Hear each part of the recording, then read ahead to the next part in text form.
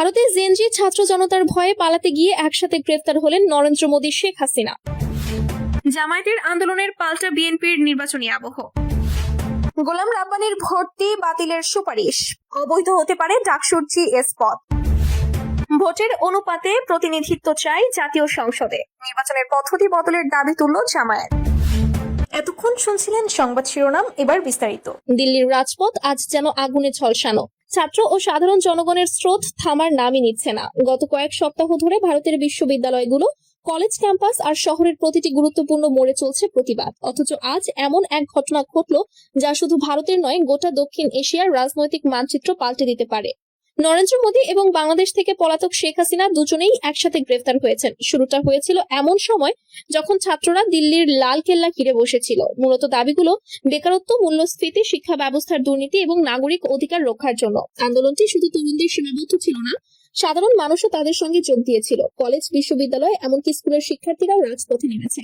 আমরা আর চুপচাপ থাকবো না, এই স্লোগান এখন ভারতের প্রতিটি কোণে। শেখ হাসিনা, যিনি বাংলাদেশের রাজনৈতিক চাপের কারণে ভারতে আশ্রয় নিয়েছিলেন, মনে করেছিলেন ভারতের মাটিতে তিনি নিরাপদ, কিন্তু আজ সেই ধারণা পুরোপুরি ভেঙে গেছে। দিল্লির কেন্দ্রীয় নিরাপত্তা বাহিনী জানিয়েছে তারা ভয়ে লুকিয়ে থাকার চেষ্টা করছিলেন, কিন্তু ছাত্র ও জনতার অসাধারণ একসাথে প্রতিবাদ সেই চেষ্টা ব্যর্থ করে দিয়েছে। আন্দোলনকারীরা ঘোষণা দিয়েছে যে শাসক জনগণের রোষকে ভয় পায় তাকে জনগণই বিচার করবে। নরেন্দ্র মোদী অবস্থান করেছিলেন রাষ্ট্রপতি ভবনের ভেতরে, সন্ত্রস্ত এবং দিশেহারা। তবে বাইরে যতই নিরাপত্তা বাহিনী হাজির হোক, আন্দোলনের আগুন দমন করা সম্ভব হয়নি। এক পর্যায়ে ছাত্ররা মোদীকে ঘিরে ফেলেছিল। বিশ্লেষকরা বলছেন আন্দোলনের এই মাত্রা আগে কখনো দেখা যায়নি। কেন্দ্রের একাধিক মন্ত্রী এবং প্রশাসনিক কর্মকর্তা আতঙ্কিত হয়ে পড়েছিলেন। দুজন নেতার গ্রেফতারির পেছনের পুরো দৃশ্য অত্যন্ত নাটকীয়। সকাল ভোরে নিরাপত্তা বাহিনী ছুটে গিয়েছিল মোদী এবং শেখ হাসিনাকে বিশেষভাবে নিরাপদ স্থানে সরানোর জন্য, কিন্তু রাজপথে ছড়িয়ে থাকা লক্ষাধিক ছাত্রের দমবন্ধ করা স্লোগান, নির্বাচিত নয়, জনগণ শাসককে গ্রেফতার করবে, সকল পরিকল্পনাকে ব্যর্থ করে দেয়। পুলিশ ও সিকিউরিটি টিমকে একে একে পিছু হটতে হয়, আর সেই সুযোগে আন্দোলনকারীরা দুজন নেতাকে ধরে ফেলেন। রাজনৈতিক বিশ্লেষকরা বলছেন ভারতের তরুণ সমাজ এখন সম্পূর্ণ নতুন চেতনায় জেগে উঠেছে। বাংলাদেশে শেখ হাসিনার পতনের দৃশ্য এবং ভারতের বিদ্যমান সমস্যাগুলো একত্রিত হয়ে যুব সমাজের মধ্যে এক অদম্য শক্তি তৈরি করেছে। আন্দোলনকারীরা জানিয়েছে এই গ্রেফতারের মাধ্যমে জনগণ বুঝিয়ে দিচ্ছে ক্ষমতা চিরকাল স্থায়ী নয়। আন্তর্জাতিক সংবাদ মাধ্যম এই ঘটনাকে সরাসরি বাংলাদেশের ছাত্র আন্দোলনের সঙ্গে তুলনা করছে। যুক্তরাষ্ট্র, ইউরোপ এবং মধ্যপ্রাচ্যের সংবাদ সংস্থাগুলো বলছে দক্ষিণ এশিয়ায় এক নতুন রাজনৈতিক অধ্যায় শুরু হয়েছে। ভারতীয় রাজনীতিতে এই ঘটনার প্রভাব চরম রূপে পড়তে চলেছে। শেখ হাসিনা এবং নরেন্দ্র মোদীর নীরব প্রতিক্রিয়া এবং চোখে আতঙ্ক, এটি এমন দৃশ্য যা ক্যামেরায় ধরা পড়েছে। অনেক বিশ্লেষক বলছেন ইতিহাসের পাতা এ ধরনের মুহূর্ত মুছে ফেলা যাবে না। জনগণের শক্তি একদিনই শাসককে বিনষ্ট করতে পারে, আর আজ সেই দৃশ্য প্রত্যক্ষ করলো গোটা ভারত। এই ঘটনায় ভারতের নিরাপত্তা বাহিনী এবং প্রশাসন পুরোপুরি ব্যর্থ হয়েছে। সামাজিক যোগাযোগ মাধ্যমে পুরো ঘটনা লাইভ ছড়িয়ে পড়েছে। ছাত্র ও জনতার এই আন্দোলন শুধু সরকারের বিরুদ্ধে নয়, জনগণের আত্মমর্যাদার প্রতীক। এদিকে রাজনৈতিক বিশ্লেষকরা বলছেন গ্রেফতারের পর ভারত ও বাংলাদেশের রাজনৈতিক অস্থিরতা আরো বাড়বে। দেশের বিভিন্ন রাজ্যে নতুন বিক্ষোভের খবর আসতে পারে। এটি শুধু ভারতীয় রাজনীতিকেই নয়, পুরো দক্ষিণ এশিয়ার রাজনৈতিক ভারসাম্যকে প্রভাবিত করবে। সর্বশেষ স্পষ্ট, জনগণ আজ প্রমাণ করলো যে সরকার জনগণের ক্ষোভকে নীরবভাবে উপেক্ষা করে, সেই সরকারই একদিন জনগণের হাতে ধরা পড়বে। মোদী আর শেখ হাসিনার একসাথে গ্রেফতারি একটি দৃঢ় বার্তা দিয়েছে, ক্ষমতা চিরস্থায়ী নয়, জনগণের রোষ চিরকাল অদম্য। জুলাই জাতীয় সনদ বাস্তবায়ন ও সংখ্যানুপাতিক পদ্ধতিতে নির্বাচনের দাবিতে কয়েকটি দল সঙ্গে নিয়ে জামায়াতের যুগপৎ আন্দোলনের বিপরীতে কর্মসূচি নিয়েছে বিএনপি। পাল্টা কর্মসূচি হিসেবে সারা দেশে নির্বাচনী আবহ সৃষ্টির সিদ্ধান্ত নিয়েছে দলটি। এজন্য সংসদ নির্বাচনের জন্য প্রার্থী বাছাই, দলীয় 31 দফা ও ইতিবাচক কাজ প্রচার, ভোটারের মন জয়ে বাড়ি বাড়ি যাওয়া, নির্বাচনী প্রতিশ্রুতি দেওয়া সহ বিভিন্ন কর্মসূচি পরিচালনা করবে নেতারা।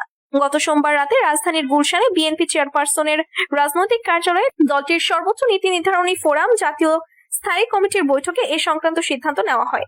দলীয় সূত্রগুলো এই তথ্য জানিয়েছে। বৈঠকে লন্ডন থেকে ভার্চুয়ালি যুক্ত হয়ে সভাপতিত্ব করেন দলের ভারপ্রাপ্ত চেয়ারম্যান তারেক রহমান। বিগত আওয়ামী লীগ সরকারের বিরুদ্ধে আন্দোলনের দীর্ঘদিনের জোট সঙ্গে এই দলগুলো আলোচনার টেবিল থেকে রাজপথে মুখোমুখি অবস্থানে চলে যাচ্ছে।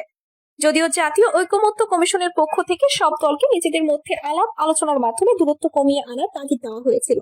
বিএনপি মনে করছে জামায়াতের যুগপৎ আন্দোলনের উদ্দেশ্য নির্বাচনের আগে মাঠের কর্তৃত্ব নিজেদের দখলে রাখা এবং নেতাকর্মীদের চাঙ্গা রাখা। এমন পরিস্থিতিতে বিএনপি নিজ দলের নেতাকর্মীদের নির্বাচনমুখী করার কৌশল নিয়েছে। এর অংশ হিসেবে দলের মনোনয়ন প্রত্যাশী সহ সব পর্যায়ের নেতাকর্মীকে জনসম্পৃক্তিমূলক কাজ বাড়ানোর নির্দেশ দেওয়া হয়েছে। আগামী জাতীয় নির্বাচনে উভয় পক্ষে পিআর পদ্ধতি চালু, জুলাই সনদের অধীনে জাতীয় নির্বাচন সহ কয়েকটি অভিন্ন দাবিতে আগামীকাল বৃহস্পতিবার থেকে মাঠে নামছে জামায়াতে ইসলামী, চরমনাই পীরের ইসলামী আন্দোলন বাংলাদেশ সহ একাধিক সমমনা দল। প্রাথমিকভাবে এই দলগুলো ঢাকা সহ দেশব্যাপী 3 দিনের বিক্ষোভ কর্মসূচি ঘোষণা করেছে। ধারাবাহিকভাবে আরো কর্মসূচি পালনের পরিকল্পনা রয়েছে তাদের। বিএনপির স্থায়ী কমিটির বৈঠকে এই বিষয় নিয়ে পর্যালোচনা করা হয়েছে। বিএনপি মনে করছে সরকার ও বিএনপির ওপর চাপ সৃষ্টির কৌশল হিসেবে এই আন্দোলনের কর্মসূচি ঘোষণা করা হয়েছে। তাই এর বিকল্প হিসেবে নিজ দলের নেতাকর্মীদের মাঠে নামানোর কৌশলকে উত্তম বলে মনে করছেন তারা। 2019 সালের 11 মার্চ ঢাকা বিশ্ববিদ্যালয় কেন্দ্রীয় ছাত্র সংসদ নির্বাচনের আগে এমফিল প্রোগ্রামে ভর্তি যথাযথ নিয়ম মেনে না হওয়ায় নিষিদ্ধ ঘোষিত ছাত্রলীগের সাবেক সাধারণ সম্পাদক গোলাম রাব্বানীর ভর্তি সাময়িক বাতিলের সুপারিশ করা হয়েছে। ঢাবির সর্বোচ্চ নীতি নির্ধারণী ফোরাম সিন্ডিকেট তা সাময়িকভাবে বাতিলের সুপারিশ করেছে। আর তাতে বৈধ ছাত্রত্ব না থাকার অভিযোগে একই বছরে অনুষ্ঠিত ডাকসু নির্বাচনে গোলাম রাব্বানীর প্রার্থিতাও অবৈধ হতে পারে। এই প্রেক্ষিতে জিএস নির্বাচিত হওয়ার বিষয়টিকে অবৈধ ঘোষণার সুপারিশ করেছে তদন্ত কমিটি।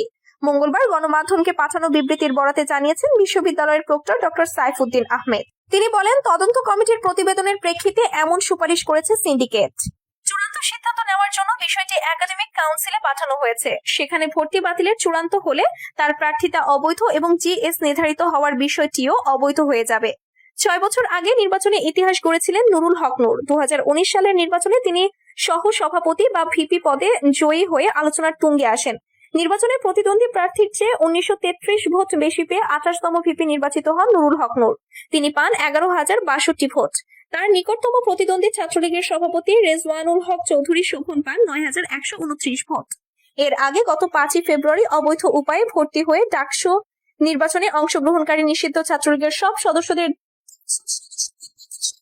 ভুক্তভোগী প্রার্থীদের মূল্যায়নে যথাযথ পদক্ষেপ গ্রহণ এবং 22 ডিসেম্বর 2019 তারিখে ডাকসু ভবনে সংঘটিত নৃশংস হামলার ঘটনায় জড়িত অপরাধীদের বিচার দাবিতে অভিযোগ দেন ওই নির্বাচনের জিএস প্রার্থী রাশেদ খান এবং ঢাবি ছাত্র অধিকার পরিষদের আহ্বায়ক মোহাম্মদ সানাউল্লাহ হক। সরাসরি আসন ভিত্তিক ভোট নয়, এবার বাংলাদেশের জাতীয় সংসদের আসন্ন নির্বাচনের পদ্ধতি বদলের দাবি তুলল কট্টরপন্থী দল জামায়াতে ইসলামী। শুধু মোহাম্মদ ইউনূসের নেতৃত্বাধীন অন্তর্বর্তী সরকার বা বাংলাদেশ নির্বাচন কমিশন নয়, ইউরোপীয় ইউনিয়নের প্রতিনিধিদের কাছেও সেই দাবি জানিয়েছেন জামায়াতের নেতারা।